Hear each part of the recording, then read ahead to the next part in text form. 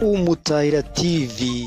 Shuti bakunzi b'Umutahira TV, reka nongere mbaramutse kandi mbifurize amahoro y'Imana aho muherereye hose ku isi, mbabwire ni ibyiza bikomeze kuganza ibibi. Kuri uyu munota ndagira ngo mbahe ikaze muri iki kiganiro aho tugiye kuganira ku bintu bigeze muri bitatu, ariko niyo byaza kurenga nta kibazo. Ibyo bintu bitatu nshaka kubabwira ni ibintu by'ingenzi utagomba kwibagirwa muri Pi Network cyangwa se muri account yawe ya Pi Network, kuko umaze kubona ko abantu benshi cyane bagera aho ngaho bikaba nk'ibibarambiye, bikaba ngombwa ko hari igihe umuntu yaba adafite igikoresho cy'ikoranabuhanga, yaba smartphone cyangwa se computer laptop, ashobora kwifashisha mu buryo bwo gukomeza kumayininga. Akaba yagira gutya akagurisha telefone cyangwa se bakayimwiba, cyangwa se mu buryo bumwe cyangwa ubundi igapfa, mbese akaba adafite iki gikoresho cy'ikoranabuhanga cyo kuba yakoresha uburyo bwa amayininga Pi Network. Pi Network niyo tugiye kuvugaho, kimwe n'uko n'izindi ushobora guhagarara kuzimayininga, ariko icyo dushaka kuvugaho ni kuri Pi Network. Birashoboka ko uyu munsi ushobora kugira ubukene ukagurisha telefone yawe, ukagurisha mashine yawe, ukaba udafite uburyo bwo gukora mining ya Pi Network, ariko ibyo ngibyo ugomba kubisigarana muri serivo yawe, mu mutwe wawe. Nubwo utari bumayiningire mu mutwe wawe, mu bitekerezo byawe, mu bwonko bwawe, ariko uraza gusigaranamo ibi bintu bigera kuri bitatu nshaka kukubwira, kubera ko ibi bintu bigera muri bitatu nuramuka ubyibagiwe, kuzagarura account yawe umunsi wabonye indi telefone cyangwa se mashine ushobora kwifashisha umayininga, bishobora kuzakubera ingorabahizi. Ibi bintu rero kugira ngo tubirebe, turabireba, bimwe ni ibintu biri soft, ibindi ni ibintu biri hard. Ni ukuvuga iyo tuvuze soft ni ibintu biba bidafatika, bitari ku rupapuro cyangwa se ku cyuma cyangwa se ku kindi kintu icyo ari cyo cyose, ushobora wowe kuba utekereza ukabikora utabifashe bidafatika. Ibindi rero ni ibintu bifatika ushobora kwakira ugafata ukaba ubifite, ushobora no kukibika ku ikofi nta kindi kintu ukoze. Ibyo rero ugomba kumenya ukabisobanukirwa byose, kugira ngo igihe nikigera ukaba wari umaze iminsi waravuye ku murongo, wenda utagikoresha smartphone cyangwa se nta mashine ufite yo kuba wakwifashisha muri bya mining, ukaba wakongera ukagaruka ku murongo, hanyuma ukongera ukamayininga. Kugira ngo rero tubirebe, n'ubundi reka twinyurire ahangaha hejuru kuri tuno turongo dutatu nk'uko dusanzwe tubikora. Turaza kunyura kuri utu turongo dutatu nk'uko dusanzwe tubigenza, hanyuma nkwereke ibyo bintu tubiganireho, tuganire kuri buri kimwe kimwe. Hanyuma nitumara kuganira kuri buri kimwe cyose, turaza kumenya impamvu ugomba kubimenya ukabizirikana, ntubyibagirwe. Reka dukandeho gutya, hanyuma turahita twizamukira turebe ahantu hasi ahangaha handitse profile, hasi cyane handitse profile, hanyuma dukandeho kuri profile, hahite hafunguka aha hantu. Nimara gufunguka aha hantu, hari ibintu by'ingenzi nshaka kuhakwereka utagomba kwibagirwa. Ikintu cyitwa account verification. Account verification ni ikintu ugomba gukora ukimara gufungura account yawe ya Pi Network. Ukimara gufungura account ya Pi Network, ikintu cyihutirwa ugomba gukora, ugomba gukora account verification.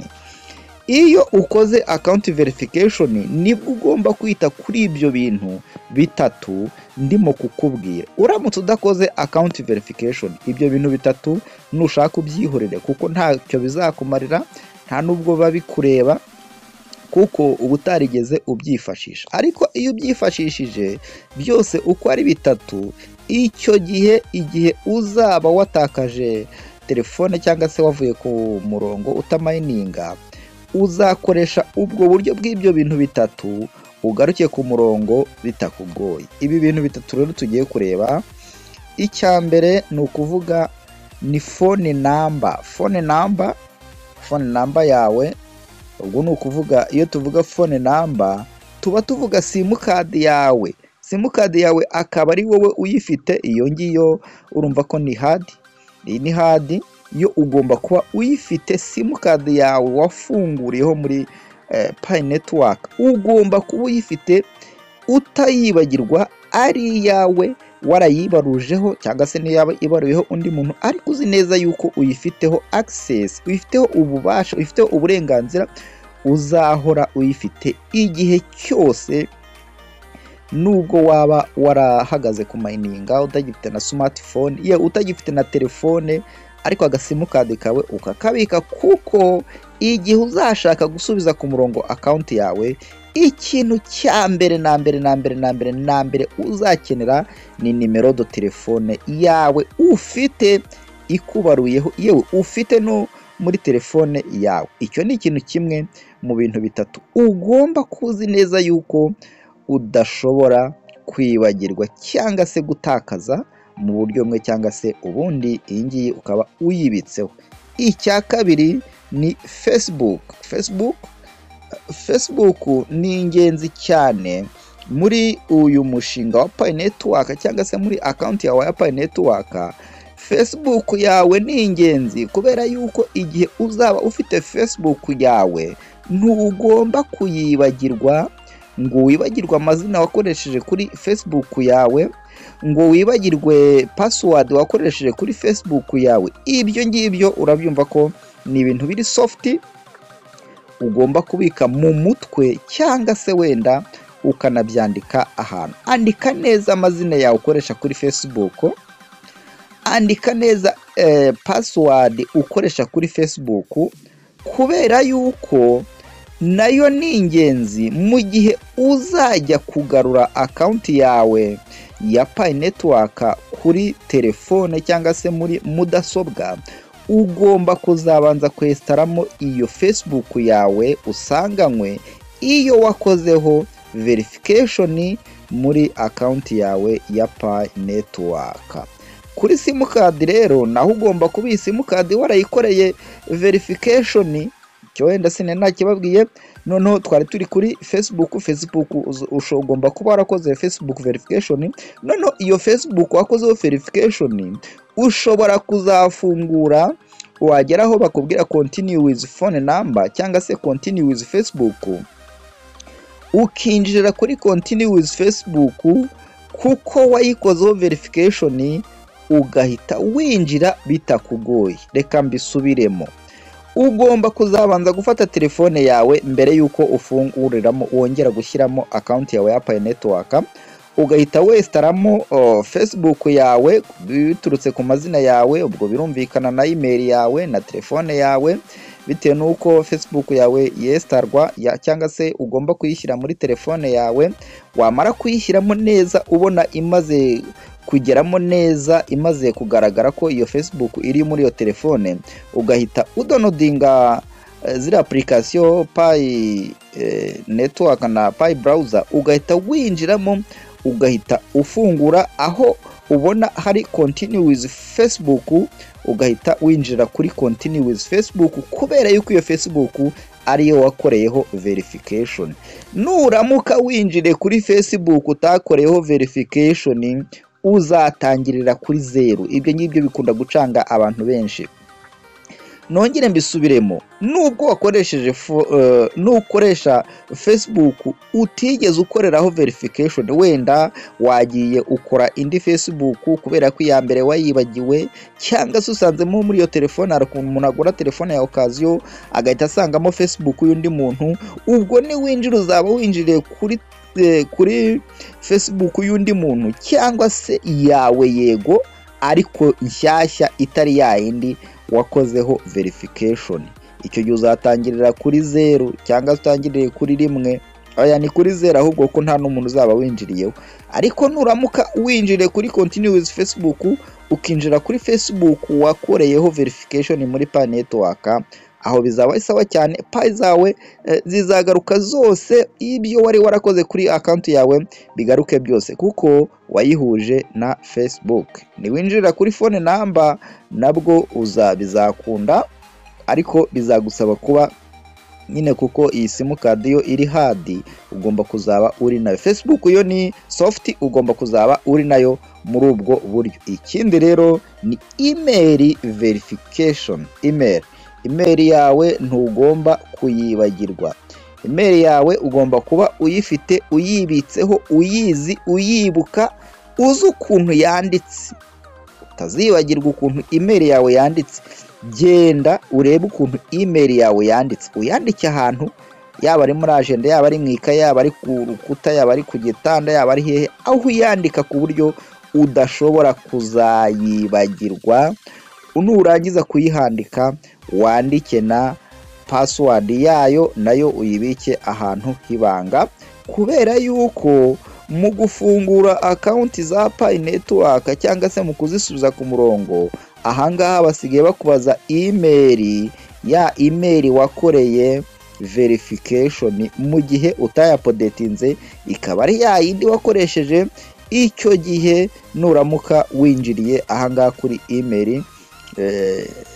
Bizagufasha guhita ugarura account yawe byihuse vuba ku murongo, hanyuma wongere umayininge neza cyane. Hanyuma kubigendanye na password ya Pi Network, wenda byo ni ngombwa kuyibuka. Password ya Pi Network winjiriraho ugiye gusubiza account yawe ku murongo cyangwa se kuri gikoresho cy'ikoranabuhanga ni ngombwa, ariko yo uramutse utayifite unashobora gukora recovery password hanyuma ukongera ukinjiramo. Ikindi wenda badushishikarije mu minsi yashize ni passkey. Passkey yo ugomba kuyikoresha kenshi na kenshi ari uko phone yawe ari uko account yawe akenshi iba iri ku murongo ihari uri kuyikoresha, nubwo nayo ari ingenzi, ariko yo ntekereza ko atari ya ngombwa cyane mu buryo bukabije. Ibi bintu bitatu nibyo ugomba kuzirikana. Nongere mbigusubiriremo mu magambo makeya. Icyo ugomba kwitaho cya mbere utagomba kubura ni phone number. Telefone yawe cyangwa se simukadi yawe iri hard ugomba kuba uri nayo uburyo bumwe cyangwa se ubundi, utayibura, uzi neza yuko ari yawe, ikubaruyeho, bibaye byiza yaba ikubaruyeho, utazayibagirwa, utazayibura. Mu bihugu bimwe na bimwe hari aho ngo ama company atanga ama simukadi bishobora kugira gutyo, ugasanga ngo iyo simukadi ngo yarabaye expire kubera impamvu zimwe cyangwa se izindi simbizi, ariko ugomba kuba wizeye neza yuko wakoresheje phone idashobora kuba yagira ikibazo na kimwe. Ibi nibyo byaba ari byiza kurusha ko wakoresha simukadi ishobora kuzagira ikibazo. Icya kabiri ni Facebook verification. Verification yo ntago ari ngombwa kuyivuga, ahubwo ni Facebook kuba uzi Facebook yawe, uyizi neza, uyisobanukiwe, iyo urumva ko iri soft. Ikindi ni email nayo iri soft, ugomba kuba uzi neza email yawe utayibagirwa, nta munsi n'umwe ushobora kuyibagirwa, uyizi neza ku buryo igihe cyose uzajya wigendera mu nzira uzaba wizeye neza yuko wifite account yawe muri wowe, uzi neza yuko udashobora kwibagirwa ibyatuma winjira muri account yawe ya Pi Network mu gihe cyose ubonye igikoresho cy'ikoranabuhanga. Ahangaha bizaba ari sawa cyane. Biranashoboka ko ushobora kugenda ugakubitana n'umuntu ufite igikoresho cy'ikoranabuhanga utazi gukoresha iby'ikoranabuhanga, ugakubitamo ibintu byawe byose ukamayininga, warangiza kumayininga ugahita ukuramo ibyawe. Muri ayo masaha 24 izo coin zikaba zirinjiye. Wazagenda wazahura n'undi muntu nabwo ukongera ukabikora gutyo kugeza wongeye kubona ikindi gikoresho cy'ikoranabuhanga. Ahangaha bizaba ari sawa cyane. Nagira ngo mbabwire aka kantu kuko mbona ari ingenzi. Maze kubona abantu benshi cyane bagiye bafungura account yabo ya Pi Network, ariko igihe cyagera bakabura ibikoresho kubw'impamvu zigiye zitandukanye. Nyuma yo kongera kubona ibindi bikoresho ugasanga ntibakoze Facebook verification, ntibakoze email verification, ndetse ugasanga abandi ntibakoze phone number verification, kugira ngo uzagarure iyi akawunti y'uyu muntu ku murongo bikaba ingorabahizi, bikagorana cyane. Ariko iyo wakoze phone number verification, Facebook verification, email verification, kugarura iyi akawunti yawe ni nk'amazi, biroroshye cyane. Ngewe ndi Leonard, iyi ni Umutahira TV. Nagira ngo mbibutse aka kantu mukamenye, mugasobanukirwa, mumenye ko ari ngombwa. Ndabizi ko bishobora kugeraho nawe telefone ukaba wayibura, ukaba wayitakaza, ukaba wayibwa, bikaba byagenda gute mu buryo bumwe cyangwa se ubundi. Ariko ukimara kubura telefone yawe, icyo ugomba gukora cya mbere ni uguswapinga iyi simukadi yawe ukaba uyifite, kugira ngo n'ibindi byose ubikurikirane neza. Rero niba ugeze kuri aka shene yacu Umutahira TV ari ubwa mbere, ushobora gukora subscribe. Reka ngusobe ukore sub kugira ngo twigumanire aho dukomeza kuganira ku ikoranabuhanga. Pi Network, umushinga mwiza cyane wazanywe n'Abanyamerika kugira ngo tumayininge uzatugirire umumaro. Reka mbashimire kandi mbifurize amahoro y'Imana. Bye bye.